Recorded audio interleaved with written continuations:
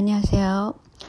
매번 삼성 때문에 정치적으로 상식세가 쌓아 올린 신화가 사라졌다는 것을 인식하게 되는 시점에 와 있습니다. 즉 노무현 시절에는 삼성 엑스파일로 그 노무현 신화가 사라졌었고요. 문재인 시절에는 삼바 때문에 또 홍석현 때문에 삼성에 기댄 이 자본 정치판을 만든 세력으로서 노무현 문재인 시대는 이제 지나간 것이라고 봅니다. 왜냐하면 국가라는 것이 자정 능력을 상실할 때 그 사회가 어떻게 되겠어요? 상식적인 법과 질서 또 미디어가 제대로 돌아가지 않는 겁니다. 그렇게 되면 그 사회가 과연 정의를 위한 사회가 될까요? 특히 유시민의 경우는 드루킹을 이용해가지고 한 짓이 엄청난데도 정의라는 이름의 정의당을 만들고 본인은 쏙 빠져 있습니다.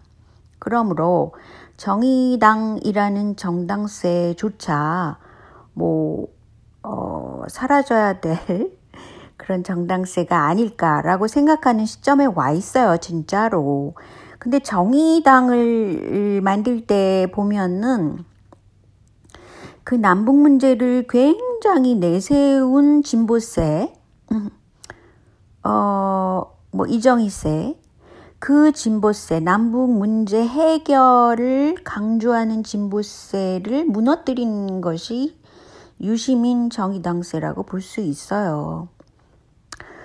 그런데 현재에 와서 어떻습니까? 남북 문제 해결은 필수 불가적한 일이다라고 생각하는 사람들이 점점 많아졌는데 그 이유는 한국의 사이비 보수세라는 것이 일종의 좀비 보수세라고 볼 수 있어요. 왜냐하면 부패 비리를 키워서 어떤 그 중앙 정치권에 몰입하게 됐고 그것이 실패로 판명이 났죠. 그것이 바로 이 이명박 박근혜 시대였지 않겠어요? 그러니까 분단 현실에 빌붙어서 세력을 키운 좀비 보수, 또 종교세를 이용해서 분단 자체를 이용해온 좀비 보수, 이들이 평화세는 아니잖아요. 아니 그러면 평화적으로 한반도 문제를 해결해야지 상식적인 것이지 어떻게 전쟁을 치르자는 것도 아니고 그래서 제가 볼 때는 한국의 사이비 보수 외세를 붙잡고 있는 이 보수세는 좀비 보수세라고 볼 수 있어요. 진짜 참 보수세라면 그런 태도를 취할 수가 없다는 것이죠. 그런데 김어준 생각이라는 것으로 굉장히 많이 요새 유튜브에 뭔가를 올리고 있더라고요. 그래서 제가 이렇게 전체적인 아웃라인을 보면은 이것은 바로 홍석현의 생각이구나라는 걸 감지할 수 있어요. 왜냐하면 가령 예를 들어서 그 좀비 보수세의 입을 빌어가지고 이재명을 치는 그런 일들도 있는 거죠. 친박이니 비박이니 이런 문제를 그렇게 심각하게 우리가 지금 다뤄야 될 때는 아니라고 봐요. 왜냐하면 결국은 또 삼성에 휘둘린 그런 세력이고 게다가 플러스 전쟁을 옹호하는 그런 세력인데 그 세력의 생각을 그 입을 빌어가지고 왜 이재명 치기를 하냐는 거죠. 그래서 김어준에 대해서는 제가 상당히 의문스러운 점이 많다고 보는 사람이에요. 왜냐하면 유시민과 가까웠고 문재인을 굉장히 옹호하고 모든 그 자기가 갖고 있는 그 미디어 세력을 키워가지고 지금 문재인 정부를 지지하고 있다는 것이잖아요. 그러면서 삼성을 치는 데는 말을 안 한다거나 그런 식으로 본질을 비켜가고 있지 않겠어요? 그리고 이제 제가 주목하는 거는 김경수를 어떤 그 홍석현이 자기가 진짜로 나오지 않는다면 김경수나 유시민을 대리로 내세워서 계속해서 또 삼성 제3 정부를 만들겠다라는 그런 의도가 있을 거라고 생각하는 이유가, 김경수가 삼성을 치지 말라고 그 드루킹한테 얘기를 했잖아요. 그것 자체가 바로 그 홍석현이 밀고 있는 게 김경수라는 거죠. 근데 뭐 김경수를 바지사장으로 내세워서 뭐 한반도 구도가 나아지면 또 몰라요. 근데 이렇게 엄청난 그 과정의 실체, 그러니까 민주정부가 아니게끔 만들어지는 이 드루킹을 이용한 그런 정치세, 그리고 삼성이 그렇게 부정을 많이 저지르는데 그것을 그것을 도우면서 서로 돕기를 해가면서 그렇게 세력을 키울 수가 있을까? 이거 굉장히 의문사항이고, 사실은 삼성세라는 거는 미국의 지금 대기업 주도 그런 사회에서도 마찬가지지만 빈부 차이를 엄청 확대시키는 거예요. 그래서 중산층을 없애는 그런 식의 그 경제 정책을 쓰기 때문에, 이거는 그렇다고 그래서 우리가 최하위급 그 분들이 뭐 비정규직을 없앤다든가 노동 조건을 좋게 한다든가 이런 거를 해주지 않고 계속 그 자본의 힘만 커지게 하는 그런 문제가 있다는 거죠. 그러니까 비록 그 문선명세의 통일교세나 그 삼성세가 굉장히 돈으로서 미국 정치를 로비하는 그런 수가 있긴 하지만, 그럼에도 불구하고 미국 정치세라는 건 뭐예요? 자국 중심이 많다는 거죠. 그래서 트럼프도 지금 미 민주당세가 주장하는 뭐 미국 민주당의 눈치를 봐서 그랬다고 할 수도 있지만, 지금 북한이 제대로 오픈을 하지 않고 가려는 그런 정책을 조금 쓰고 있기 때문에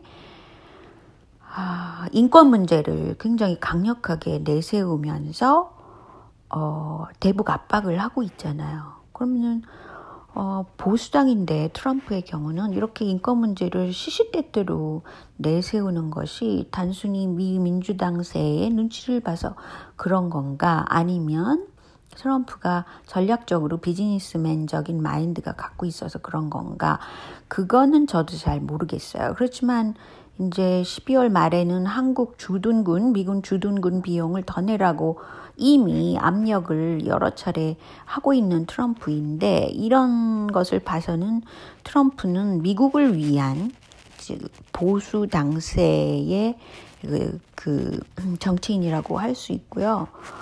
인권 문제는 사실은요, 그러니까 트럼프와 그 김정은이 만나서 어떤 협상으로 풀 가능성이 더 많아진 것이죠, 현재로서는. 근데 원래 그 인권 문제를 가지고 계속 그 미국에서 제기하는 거는 저는 이게 상식적이지 않다고 생각하고 있어요. 왜냐하면 상식적으로 보면 북한이 지금 지탱하고 있는 거는 체제를 지탱하고 있고, 뭐 체제가 지금 장마당 때문에 많이 그 자본주의를 많이 시장주의를 따르고 있잖아요. 그럼에도 불구하고 그 사회가 흔들리게 되면은 어떻게 되겠어요? 그래서 국가를 운영하는 그 통제력을 갖고 있는 세력인 김정은 지도 하에 그런 국가 통제 세력을 갖고 있는 그런 정치력으로서는 개인의 인권, 이기주의, 뭐 열린 사회로 가자, 뭐 이런 거를 어떻게 받아들일 수 있겠어요? 이게 상식적으로 말이 됩니까? 가령 또 뭐 한국에서 보내는 CD 뭐 문화적으로 그 북한의 개인들의 그 뇌를 좀 바꾸자라는 것이라든가, 또 이념전에 있어서 종교적으로 저는 기독교도 일리가 있고 뭐 무교도 일리가 있고, 그렇게 뭐 굉장히 그거에 대해서 종교인 자체를 반대하는 건 아니에요. 그렇지만 기독교를 집어넣어가지고 어떻게 그 체제를 바꾸자. 이거는 또 말이 안 된다고 생각해요. 각 그 사회는 그 사회마다의 지탱하는 힘이 있는 것인데 그걸 굳이 뭐 그렇게만 해야만 한다라는 그런 주장을 해가면서 그것이 마치 정의이듯이 하는 거는 또 옳지 않다고 생각하고 있거든요. 그런데 이제 미 민주당의 그 강령을 보면은 특히 뭐 소로스의 힘을 보면은 뭐든지 열린 사회를 자꾸 만들어가지고 범죄, 테러, 마약 이런 것이 유통하도록 그 사회를 정신없이 만들거든요. 그러니까 사회 갈등 비용이 굉장히 높아진다고 저는 보고 있습니다. 그런데 그게 마치 상식적으로 온당한 것처럼 개인권을 중시해야만 한다라는 거는 조금 북한 체제로서는 일단 문제가 있다고 생각해요. 맞지가 않다는 거죠. 근데 결론적으로 말해서 한국에서도 명예훼손죄라는 게 도대체 왜 있는 것인지 그거 없애야 되고요. 또 한 가지는 매크로법으로 그 선거에 조작이 들어간다는 건 말이 안 되니까 명예훼손죄 없애고 매크로법을 만들어야지 정상적이라고 생각하고요. 지금 현 시점에 와서는 유시민을 조사해야 된다고 저는 생각해요. 그 사람이 한 일이 너무 엄청나기 때문에 그렇죠. 그리고 중국을 자세히 들여다보면 중앙집권 체제에서 뭐 테크노크라트에 의한 정치를 해왔잖아요. 그런데 당은 공산당이 있으면서 자본주의 시장 경제를 들여갔지만 중요한 것은 중앙집권 체제를 더 강화시켜가지고 시진핑 1인 하에 장기 집권을 하게끔 만들어놨잖아요. 그 변화를 보세요. 이것은 어떤 통치권을 중앙집권적으로 강화시킨 거거든요. 근데 북한에다가 대고 자꾸 그 개인권을 중시해라. 그렇지 않으면 당신 나라는 인권을 무시한 나라라고 말할 수 있냔 말이죠. 그래서 한국은 사실은 삼성 하에 삼성 왕국이 된 거니까 일종의 중앙 통제를 자본이 하고 있는 거잖아요. 그죠? 그리고 외국 자본도 많이 들어간 대기업인 삼성이 북한까지 들어가야 된다라고 생각하는 의도가 있긴 하죠. 북한도 이거를 선호하고 있는 바가 있다고 저도 생각해요. 그런데 중앙집권적인 그 힘이 들어가는 게 북한으로서는 차라리 낫겠다라고 볼 수는 있다고 저도 생각을 합니다. 그렇지만 자본 집중이라는 것이죠. 자본의 힘이 엄청나다는 것을 한국을 보면 알 수 있잖아요. 그런데 그것이 과연 김정은이 주도하는 북한식 그 중앙 집권 방식과 같은 결이 될 수 있을까라는 데는 굉장한 의문이고요. 일단 한국은 그동안 중앙집권에서 지금 박정희 하에 이승만 하에 박정희를 거쳐가지고 두루두루 내려온 거는 지방분권을 강화한다는 것이었어요. 그리고 촛불 민심이 일어나서 어떤 시민 정치를 지금 하고 있고 그 SNS가 발달해서 그런 쪽으로 가고 있는데 그리고 이재명이 각광을 받는 것도 그런 이유 중에 하나죠. 이렇게 사회 전체가 지금 변화하고 있다는 것이에요. 그럼에도 불구하고 만약에 남과 북이 같이 서로 간의 차이를 인정하고 체제를 점차적으로 우리 비슷하게 나가자라고 하려면 어느 정도 양 체제의 차이점을 인정하면서 느슨하게 연방제 형태로 가야 한다는 DJ가 생각하는 그 방법이 최선책이라고 저는 생각해요.